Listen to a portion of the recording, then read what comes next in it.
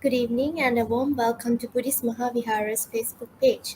Tonight in the Dhammadana series, we have joining us live Dr. Phyo.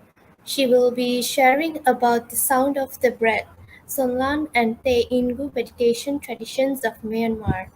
Let me introduce Dr. P to the screen. Very good evening. Very good evening. Yeah. So before we proceed, let me share a little bit about Dr. P's profile for those who have joined now. Dr. Phyo is a senior lecturer in Theravada studies at Shan State Buddhist University in Myanmar. She is also a visiting senior research fellow at King's College in London. She has studied her bachelor's in economics and management at Oxford University, and she completed her master's in Buddhist studies at School of Oriental and African Studies, University of London in 2010, and her PhD in Buddhist philosophy at King's College, London in 2014. Her research bridges the fields of Buddhist studies and Burma-Myanmar studies, and primarily concerns living traditions of Burmese Theravada Buddhism in the context of modern and contemporary practices and expressions.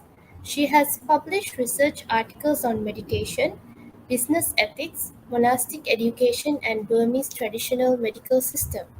She has undertaken meditation practices within different meditation traditions in Myanmar since 2005. She also teaches Vipassana meditation in Budapest, Hungary. Now I would like to invite Dr. P to start today's session.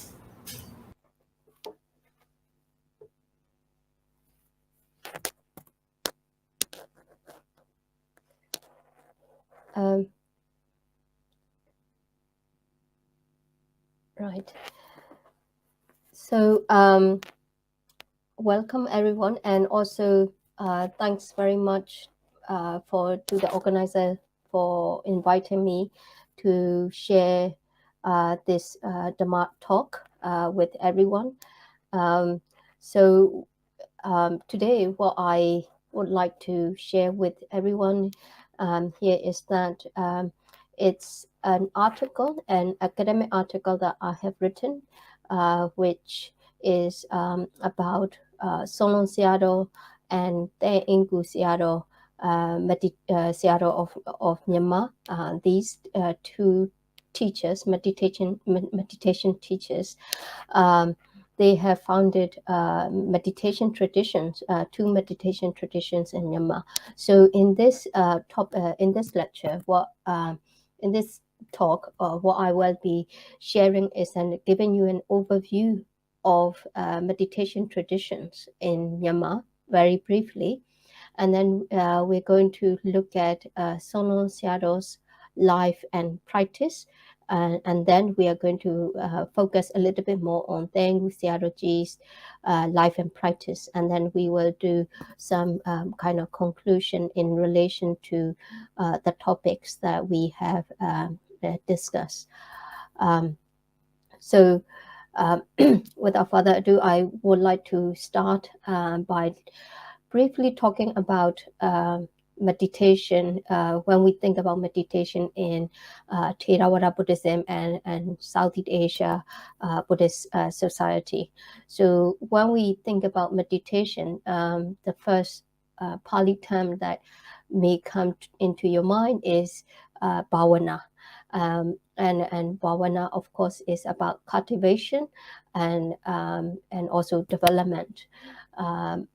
But we are going to use the term meditation in this talk, partly because it's a well-known term that we have been using in whether in an academic context or in a practice-based context. So when we think about meditation, what do we mean? What does it mean?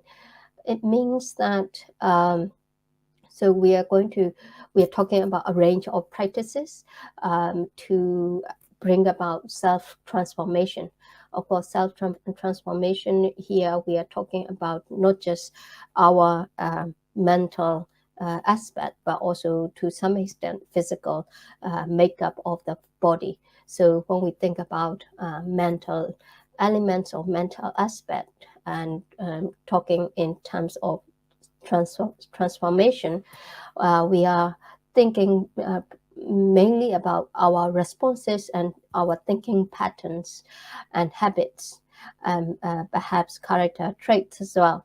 So how can we kind of use a range of practices, or meditation objects in order to get to know or get familiar with our thinking patterns, our habits, as well as how we respond to certain situations that we see in daily life.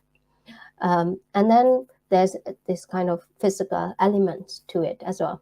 So when we think about physical, how do we transform our physical elements? We in that regard, in terms of academic research, we need more research. But what I'm kind of thinking about here is that, when we are experiencing, for example, anger, we have certain kind of physical response to our emotions like anger, and in that regard, how can we use meditation in a way to calm our body down, or calm ourselves down in terms of our physical states.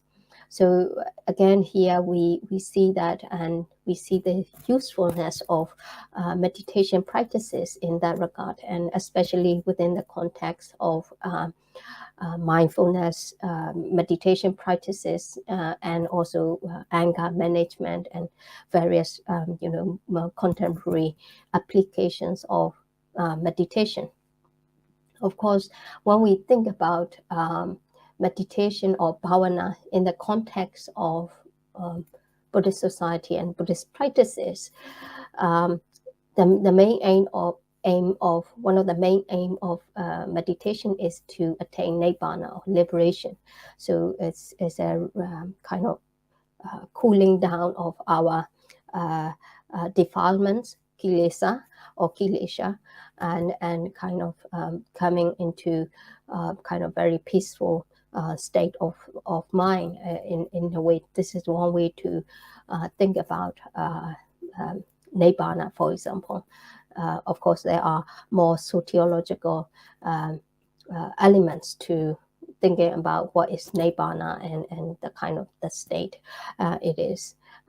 For now, we are not going to go into that kind of discussion. But another thing is kind of thinking about, of course, we have that goal at the end, the goal of meditation.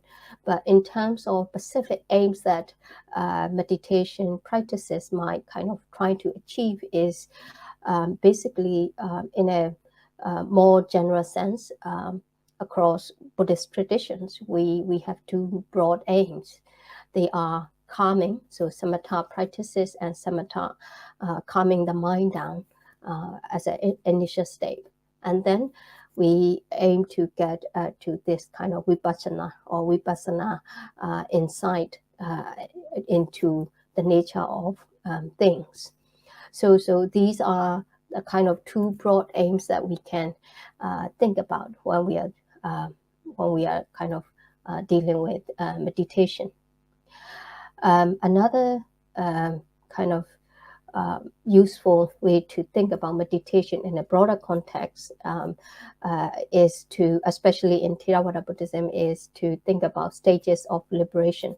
So as some of you may know, or all of you may be familiar with this idea of the stream antara. So this is the first stage of liberation, where you overcome certain defilements, and then the next one is once returner, and then non-returner, and then arahatship, or arahat, you once become kind of once become an enlightened person. So it's very helpful for us to think about these 4 stages, because later in the talk we will see how various from the tradition itself, they think about or they relate to these very very famous Sayadawji's attainments of liberation. So this is just to give you an overview of what when we think about meditation and what it means in the context of this talk, as well as in broader context of Theravada Buddhist societies. Just focusing then on Buddhist practices in Myanmar and Buddhism in Myanmar. So this is I would like to talk to you about kind of how we can think about Buddhism in Myanmar, basically. So one way to think about Buddhism in Myanmar is that, well, there are 2 very distinctive or 2 unique features about Burmese Buddhism. The first one is this is the topic that we are covering about meditation. So meditation is in Myanmar, there are many different meditation traditions, and meditation has become very popular, and we can regard that as a distinctive feature of Buddhism in Myanmar. Another element is the study, Pariyati, particularly the study of Abhidhamma Pitaka. Abhidhamma Pitaka is the final basket, as it were, of the Pitaka, so the Pali Canon. And Abhidhamma is very widely studied in Myanmar by members of the monastic Sangha, as well as lay people.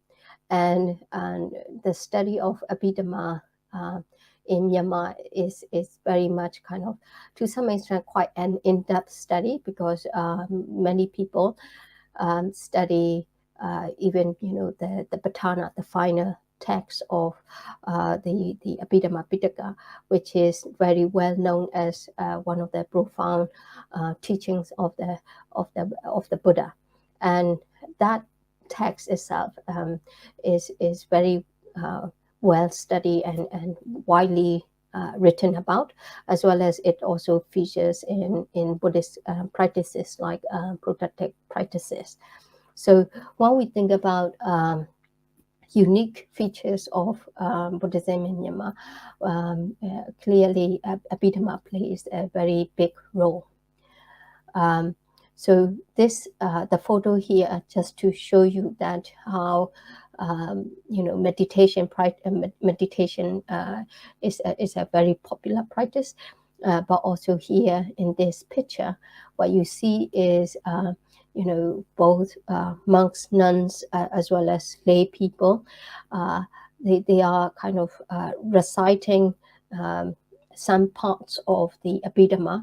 Sometimes some people go on to recite and memorize the whole of Abhidhamma Pitaka.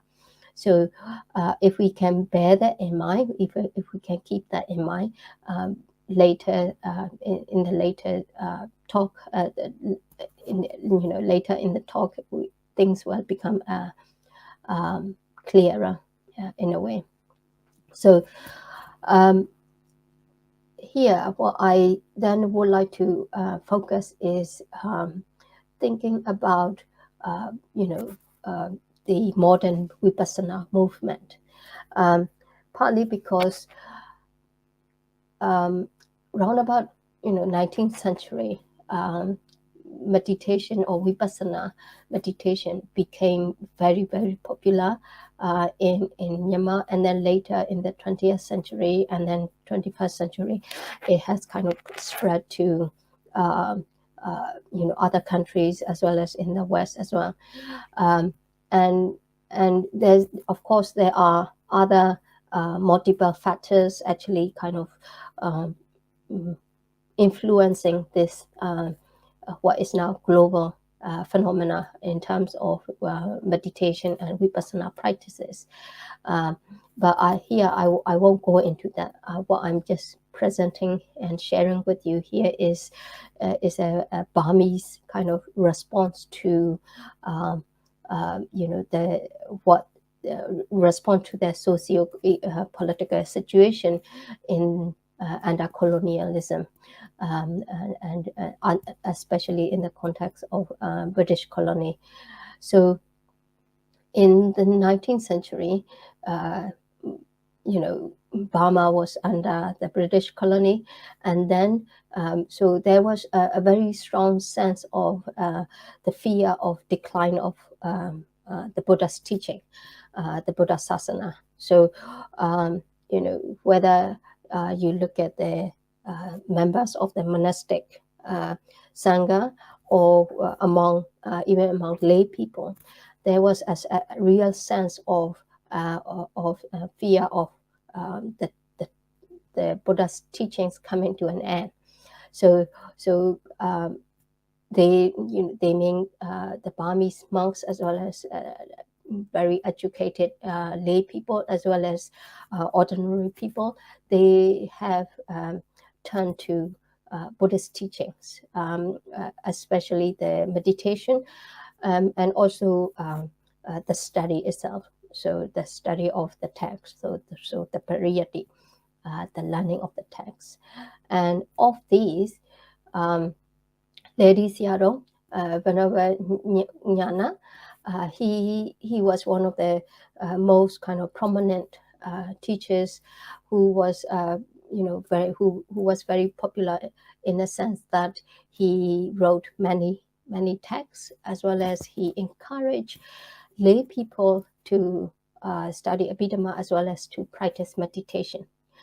And around him, there were many different Buddhist groups actually came in to support him, and he actually encouraged the study of Abhidhamma as well as meditation. Another very famous, very influential Sayadaw was Mula Mingon Jitawana Sayadaw Unarada. And again, he played a very key role in terms of promoting vipassana meditation among lay people, and that became very much the focus of a Burmese response to colonialism and imperialism. So, all the socio-political conditions that they are trying to overcome, and they are trying to overturn as well. So within that context, the rise of meditation, vipassana meditation, came about. Of course, in earlier parts of Myanmar history, Burmese history, we to be honest, we know very little about that. Currently, we need more research on that. But within the 19th century context, although I'm highlighting only two Sayadaws here, there were also other key meditation teachers, which we will turn to later.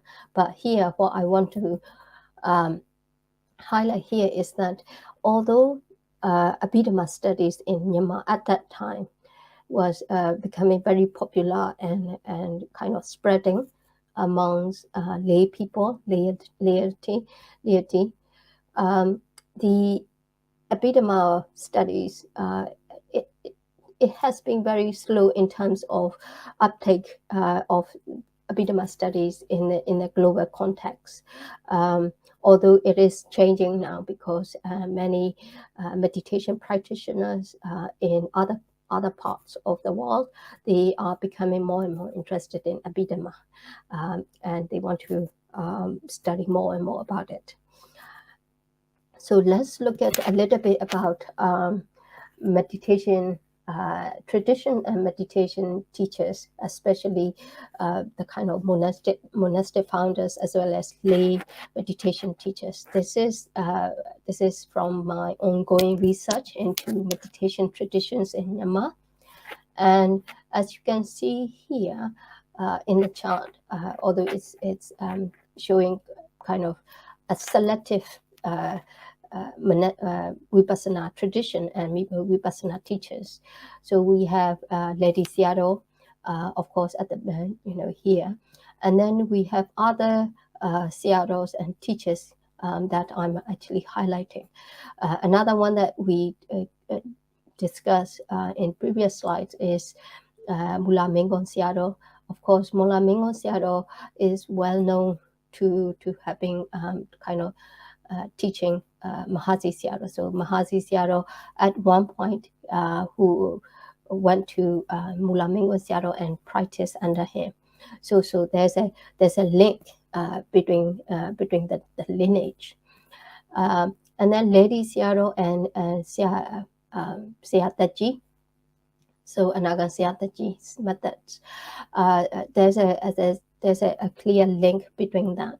And then Ladies Seataji and Ubaken meditation tradition, the meditation tradition that founded by Seaji Ubaken, who was the teacher of Goengaji, Seaji Goengaji. So there's a clear lineage of meditation teachers. And of course, these group of teachers, they play a very important role in terms of spreading Vipassana meditation, not just in Myanmar, but also across, around the world as it were. So these meditation teachers, they are their teachings. Most of the time, it's based on Buddhist texts and literature. We can see that, for example, in Lady Seattle's case, for example, Abhidhamma teachings as well as other Sudanta or Sudda's teachings from the Sutta. They are very important. Mahasi Sayadaw as well. Mahasi Sayadaw, for example, use Mahasatipatthana Sutta as one of the foundations. Of course, he also talks about Abhidhamma teaching as well. So the kind of teachings that we find in Abhidhamma. Another Sayadaw that I like to mention here or highlight here is Pa'al Sayadaw. So Pa'al Sayadaw, again here, he is also teaching meditation, and his teaching kind of closely follow Visuddhimagga method as well. So one would go through different stages of jhana and so forth. So it's a little bit very similar to it closely linked to the kind of guidance that we find in Visuddhimagga. And then we have Solon Sayadaw, and Tengu Sayadaw. So these two I have highlighted here in the same color, because if we look at the kind of textual base, or whether they have any textual basis, they don't have any, and there's a reason for it. We will see more closely, but here is that they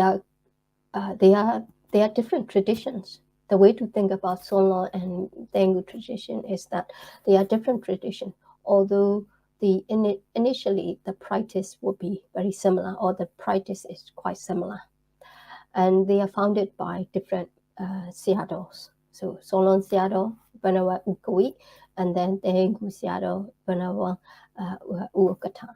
So they are quite different.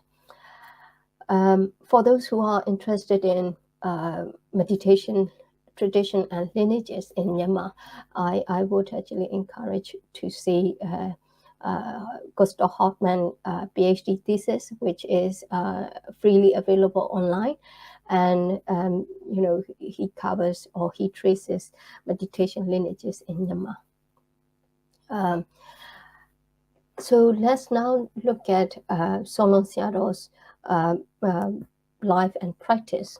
So Solon Seattle, he was born, towards the later part of the 19th century, and in Upper Burma. He was sent to a monastery for education. At that time, Buddhist monasteries are one of the where we could say that the key source of education for boys, and so he was sent to a local monastery for education, but he didn't learn any, or he made very little progress in terms of his education. And then later in his life, he became a farmer, and he got married. And then he was kind of, he was a farmer and then providing for his family. But the story goes that, when the whole Burma, or at least in Upper Burma, when they had this kind of famine and drought, although other families were struggling, Jordan's Solon Seattle's family, they were doing relatively well. And so somehow, if the belief among Burmese people, even nowadays, is that if your business is doing quite well, the belief is that there might be other kind of misfortunes, especially in terms of health and health. So when Solon Seattle had this kind of very strong fear of death at that time.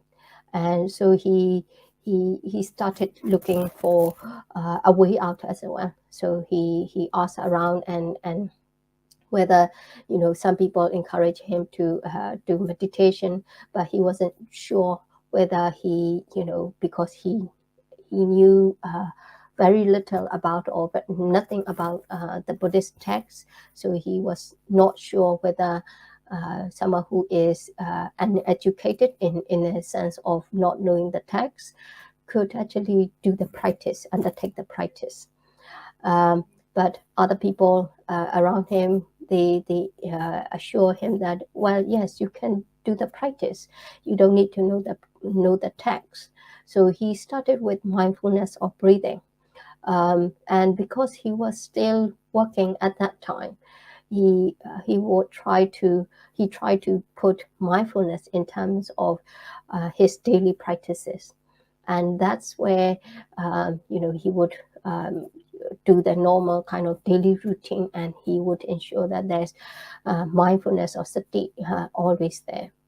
And then he also, during his free time, he would then practice mindfulness of breathing. And when we say mindfulness of breathing, it's not just normal breathing.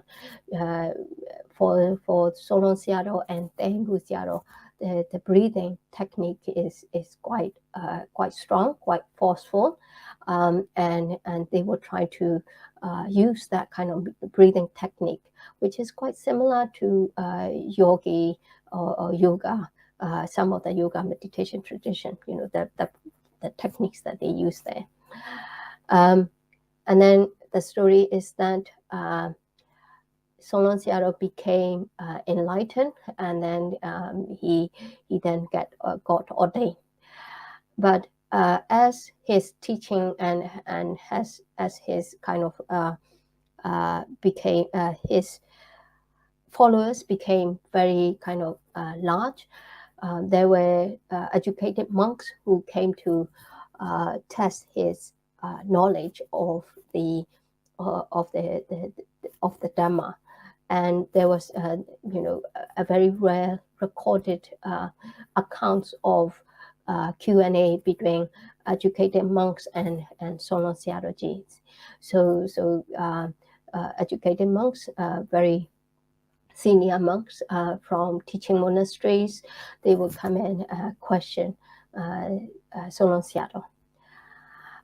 So just to cover the kind of, or just to share about the Solon Sayadaw's meditation practice, his lay name was Ujodin. That's why I'm using Ujodin here. So he started as a layman and started practicing meditation.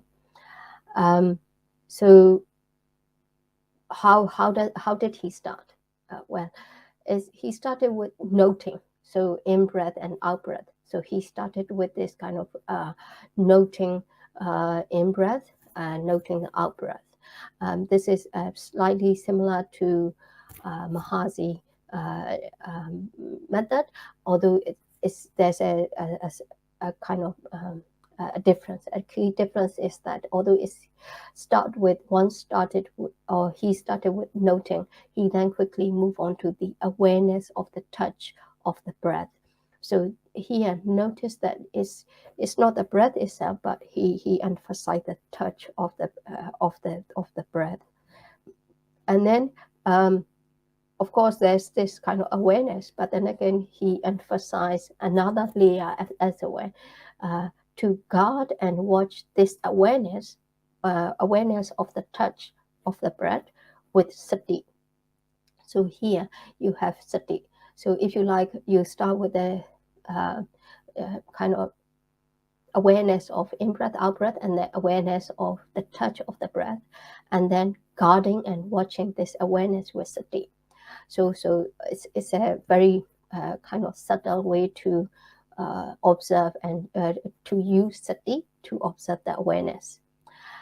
So in Myanmar, we would say touch, so ti, and then sense consciousness. So this is awareness and mindfulness. So these three components would come together. In Burmese, we would say ti, the di.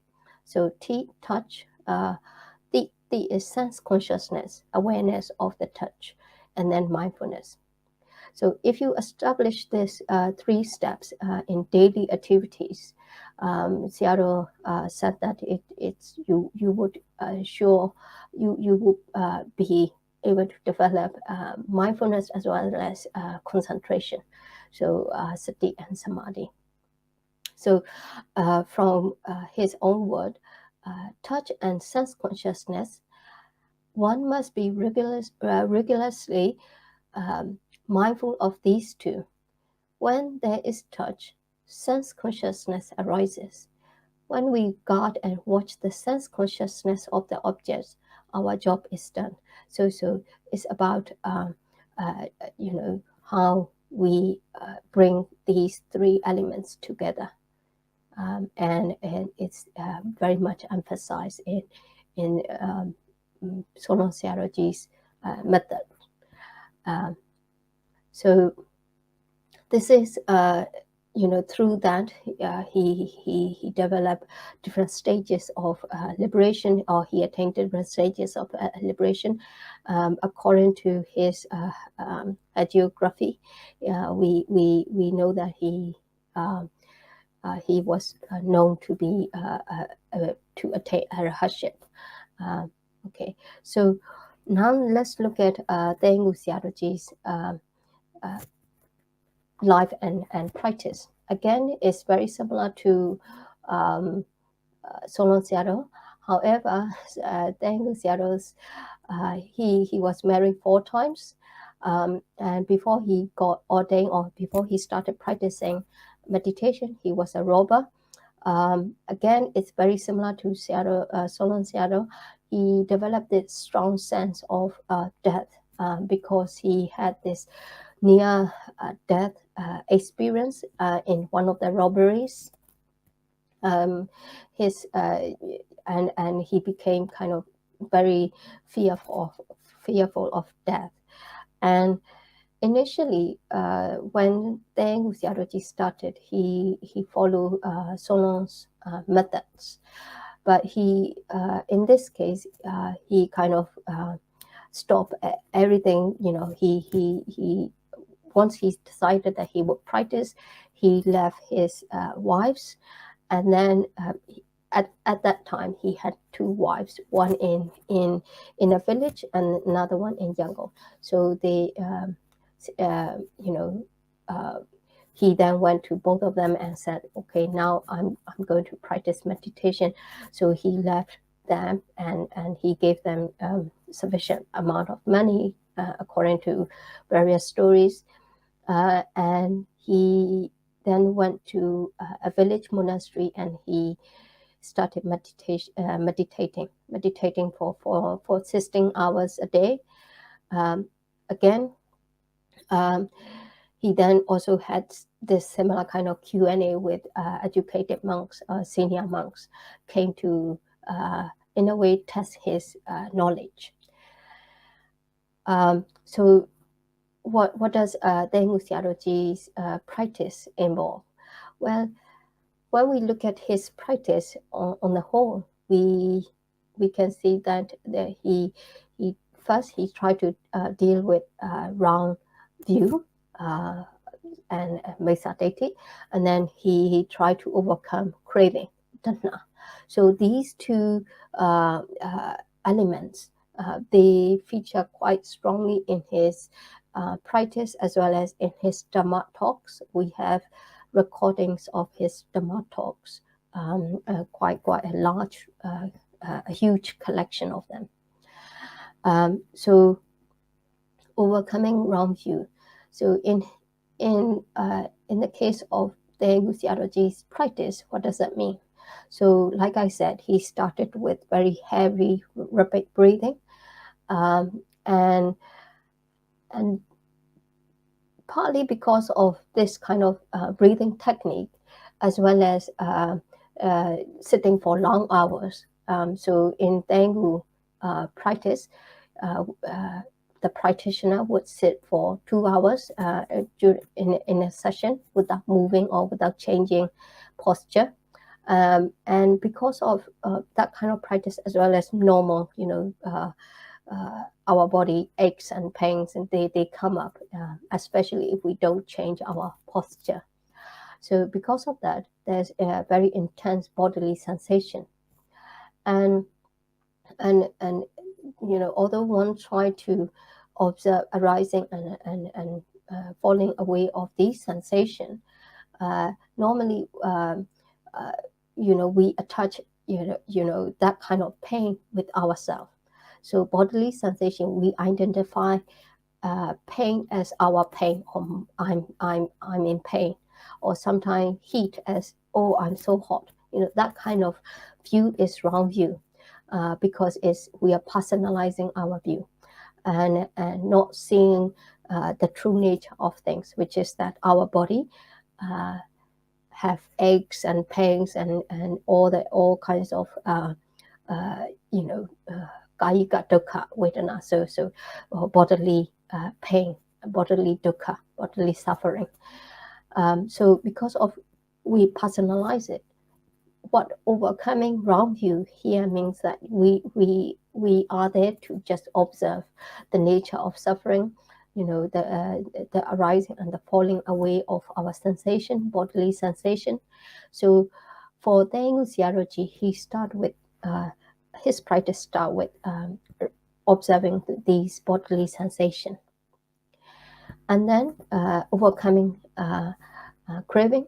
So the next step that he in his practice he attained was as the sati and samadhi became stronger, he was able to he developed this kind of in his meditation mental image nimitta develop, especially in relation to asubha, so impure aspects of decomposing, the body decomposing.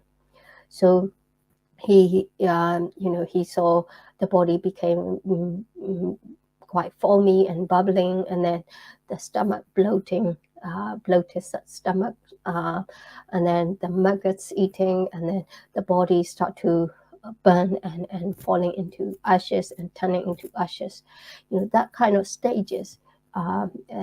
What he said that he experienced all those things. Initially in his body, and then later in the bodies of others. So in this way, he overcome craving. But not only overcoming craving is one aspect. And then the next stage is actually there was this kind of what he experienced was there was a strong sense of fear towards this impurity of the mind. That's where he also continued the practice. And one of the key elements here is the first one is to contemplate the four great elements. So contemplating the body and the pulse and all those the blood as water element, the fire burning, the body burning as fire element, and so forth. And then the next stage is actually to what he experienced was seeing everything in terms of cause and effect.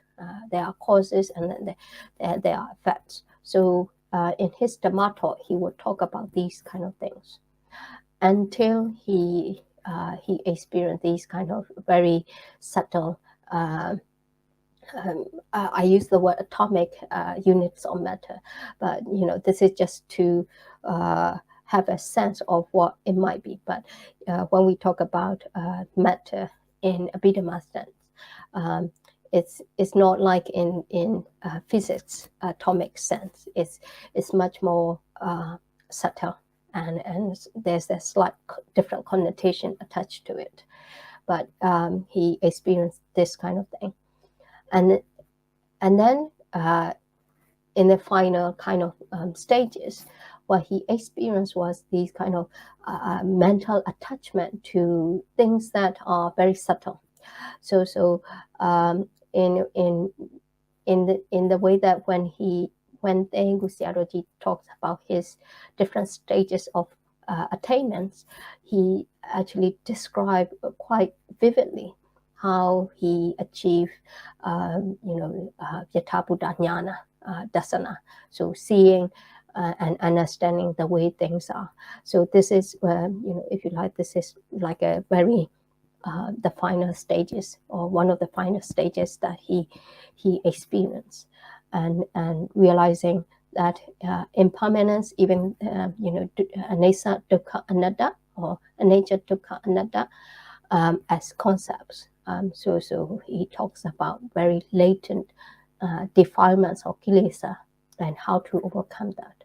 So it's very interesting in terms of how he experienced and he developed, Tengu Siaroji developed his attainments and the way that he described these things. So what I have mentioned here is different stages that Tengu Siaroji, according to Tengu Siaroji, how he attained various stages of liberations.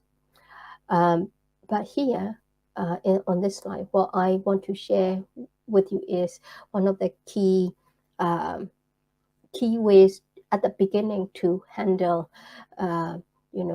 bodily sensation, which most of the time quite intense and quite painful, and the breathing.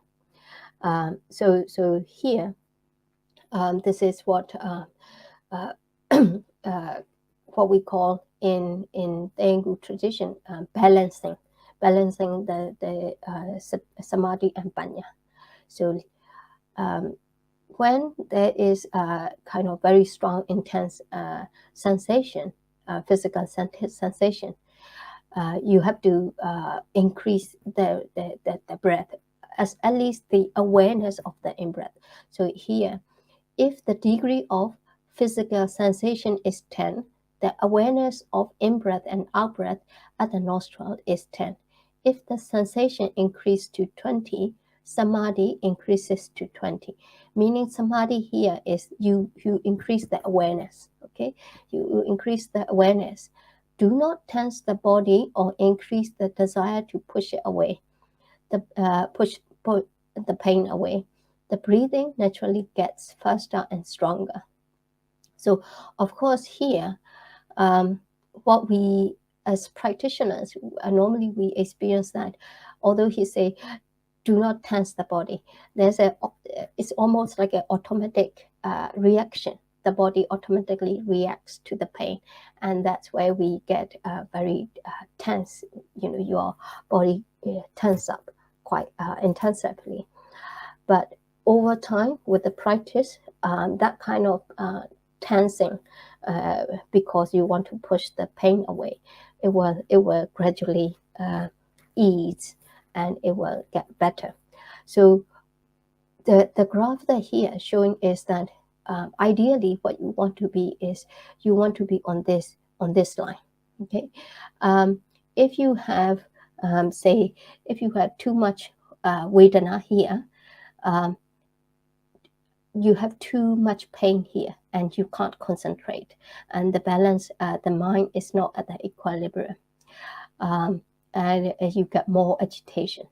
But if you have too much kind of breathing rate, higher breathing rate, and therefore higher samadhi, here again, your mental state becomes too relaxed, so it's not in equilibrium. So essentially you want to be on this line, so where you adjust the Vedana, or adjust the breathing rate or awareness of the breathing rate to Vedana. This is what this graph is showing.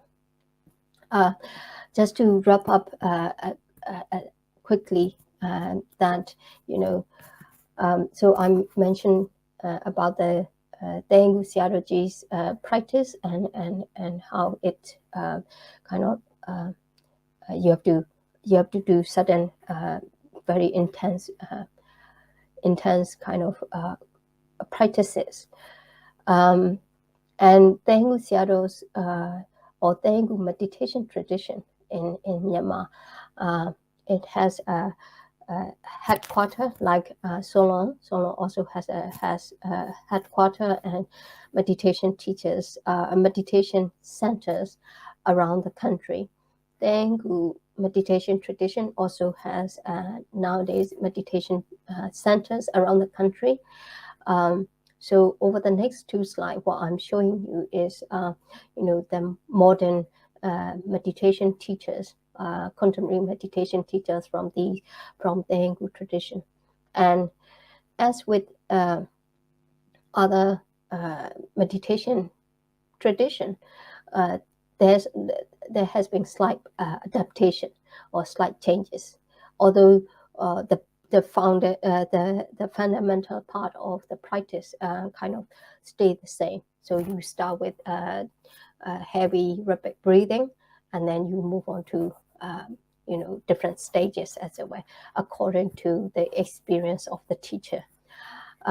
So Wizodia, the Daegu Meditation Center in Phyo, which is about 180 miles north of Yangon. Venerable Usiri Dhamma, he is also one of my teachers. So I practice within the Daegu meditation tradition. Although I have tried, I have experience in Solon meditation tradition as well. And also other meditation traditions from Myanmar, such as Goenkaji, Siaji Goenkaji's, centers and things like that. So basically, what we have is during the pandemic period, this meditation center, like many other meditation center in Myanmar, they had organized online retreats via Zoom.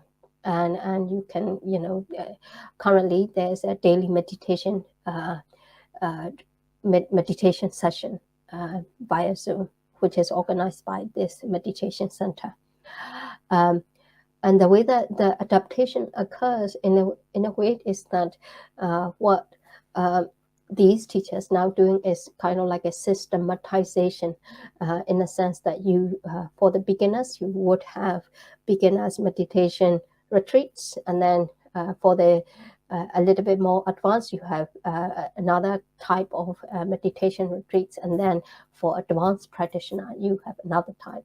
So there's at least three levels of uh, practice, as it were, and then stages of practice is slightly different. Theorization.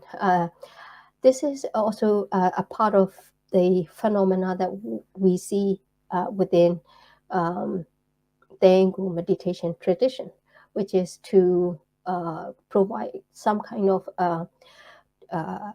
theoretical framework within which we can understand and we can practice meditation practices. And Aung Seado, Venerable Chandima, he has written 3 books, and is mainly about providing the theoretical framework within which we can understand the practice. And this, for example, this the path of stream enterer, meditation object practice, meditative mind, and entry to the path, draws on Abhidhamma and especially Visuddhimagga. This is this one is in 2009 edition, but he also wrote his first edition was in 2005. He revised that version or edition and published it again in 2009. But recently he has been asked by Sangha authorities in Myanmar to revise it again and correct some of the things that he's trying to communicate through that book. Partly because I think he's trying to bring the practice, so the practice and the theory together, and in the process there are certain terminologies and certain ways of writing or thinking about things. It may not match exactly in the way that we find in the Pali Canon as well as in the commentaries. So the Sangha authorities, they have asked Aung Seado, Venerable Chandima, to correct some of his teaching in the book and in other books that he has written. So conclusion, what can we conclude from the whole kind of this talk? So when we think about meditation in Myanmar, it is actually a lived tradition. We mustn't really forget that. And although it is obvious that not just in Myanmar but in Theravada society, meditation is a lived tradition, meaning that which can most of the time can be traced back to, at least in Myanmar, 19th century, but in other parts of Theravada societies, such as in Cambodia and perhaps Sri Lanka as well, we can trace back to the end or towards the end of 15th century. So it has been a lived tradition. What does that mean? It means that it has changed, or it has been adapted by various teachers. Although most of the teachers draws on authoritative texts such as the Pali Canon, the commentary on literatures, as well as the handbooks such as Visuddhimagga. It's, to an extent, it's kind of being very adaptable. And various forms of adaptation has occurred. And of course, that has led to mindfulness movement that is that has spread to other countries in the world. Okay, so that kind of adaptability is also quite interesting aspect to think about, as well as to appreciate as well. Development of a range of methods.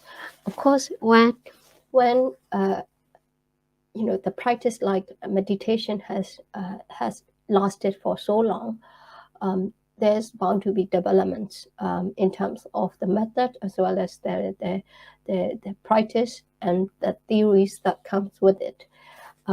So it's also, again, a kind of a continuous process. So I guess what I'm saying is that, if we think about meditation, the process, the meditation practice is a process of self-transformation. But meditation as a phenomena, if we think about it, is also a process, because it has been going through, and it will go through many developments. And then within Myanmar, meditation tradition in Myanmar, we can see that the role of Abhidhamma is very significant. Because Abhidhamma provides the practitioner as a prescripted guide to help us along the practice. So it's prescribing things that we should do as a practitioner. And also it's also providing a descriptive aid in the sense that it's helping us to make sense of our own experience. So if we look at, or if we think about Visuddhimagga, for example, there are certain sessions where we may go back, or we may read through, in order to make sense of our experience, our meditative experience. So we have to keep that in mind. The last slide is just give you a selected bibliography, because although this is a Dhamma sharing session, most of the things that I have discussed was actually written in this, or published in this article, The Sound of Breath, Solon and Daegu Meditation Traditions of Myanmar. It was published in an academic journal, Contemporary Buddhism, and part of a special volume that we did to look at the variety of Theravada meditation and the technique itself. So this is where I will stop my Dhamma sharing. If you had questions, you are feel free to ask. Thank you.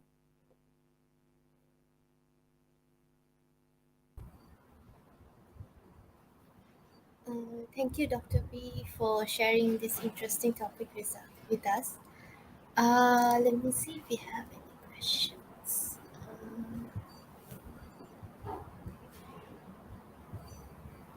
So far, there are no questions. I will take this time to thank you for joining us today. And also, I would like to take this time to thank today's sponsors, and to thank Dr. Phyo for joining us on behalf of the committee, the monks, and the management of the Buddhist Mahavihara Malaysia. And I would also like to thank those who joined this session tonight. And so thank you, and Suki Hotu. Thank you. All right.